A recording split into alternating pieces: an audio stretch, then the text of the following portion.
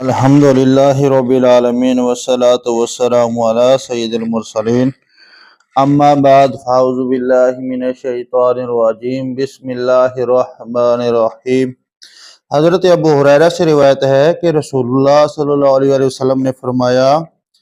مومن کی مثال کھیتی کی طرح ہے کہ اسے ہمیشہ ہوا جھکاتی رہتی ہے اور مومن کو بھی مصیبتیں پہنچتی رہتی ہیں، اور منافق کی مثال صنوبر کے درخت کی طرح ہے جو حرکت نہیں کرتا یہاں تک کہ جڑ سے اسے اکھاڑ دیا جاتا ہے۔ ایک اور روایت میں ہے کہ حضرت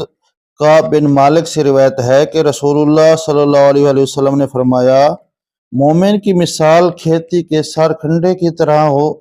ہے کہ ہوا اسے جھونکے دیتی ہے، ایک مرتبہ اسے گرا دیتی ہے اور ایک مرتبہ اسے سیدھا کر دیتی ہے یہاں تک کہ خشک ہو جاتی ہے۔ اور کافر کی مثال صنوبر کے درخت کی طرح ہے کہ جو اپنے تنے پر کھڑا رہتا ہے